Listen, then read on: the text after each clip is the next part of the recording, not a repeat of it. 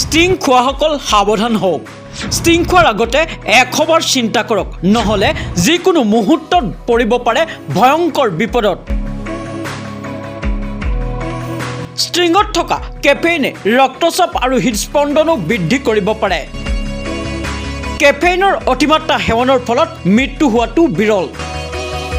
বটলটোত লিখা আছে শিশু আৰু গৰ্ভৱতী মহিলাৰ বাবে নহয় এইটো। তাৰোপৰি বটলটোত লিখা আছে হাই কেফেইন বুলি, মানে অত্যাধিক আছে কেফেইন। ষ্টিং খাই ভাল পোৱাসকলৰ বাবে অতি দুখবৰ। আজি আমি আপোনালোকক জনাম ষ্টিঙৰ ভয়াৱহতাৰ বিষয়ে। ষ্টিঙৰ বটলটোলৈ মন কৰক। বটলটোত পৰিষ্কাৰকৈ লিখা আছে যে এইটো কেফেইন ড্ৰিংক হয়। ষ্টিঙত থকা কেফেইনে ৰক্তচাপ আৰু হৃদস্পন্দনো বৃদ্ধি কৰিব পাৰে। কেফেইনৰ অতিমাত্ৰা সেৱনৰ ফলত মৃত্যু হোৱাটো বিৰল। বটলটোত লিখা আছে শিশু আৰু গৰ্ভৱতী মহিলাৰ বাবে নহয়। ভালকৈ চাওক, বটলটোত লিখা আছে হাই কেফেইন বুলি। ষ্টিঙৰ বিষয়ে পংকজ পাঠকে ফেচবুক পোষ্টত এনেদৰে লিখিছে, এই যে শিশুবোৰে আজিকালি হাৰ্ট এটেক হৈ আছে টপক টপককৈ। শিশুবোৰৰ অস্থিৰ, মানসিক বিকাৰ, নাৰ্ভাছ হৈ যোৱা, স্মৃতিশক্তি লোপ পোৱা, খিংখিঙীয়া হোৱা আদিবোৰৰ প্ৰধান কাৰণ হৈছে এনেকুৱা বস্তু।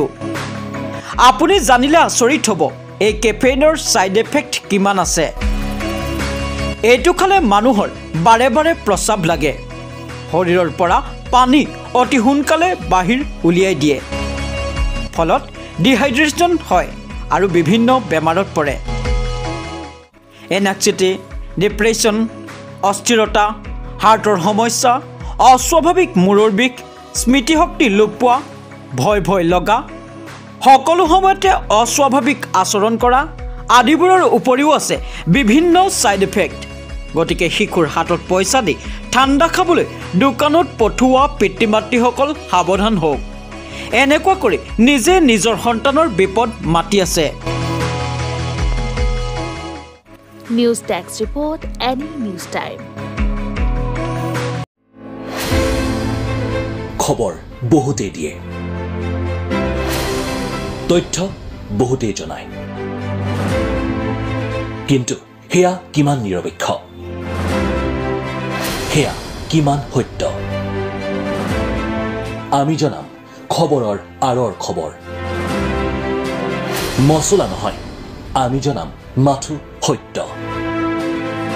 সততা, নিৰ্ভীকতা আৰু ক্ষিপ্ৰতাৰে দেশ আৰু দহৰ সেৱাত অতন্দ্ৰ প্ৰহৰী হৈ এনি নিউজ টাইম।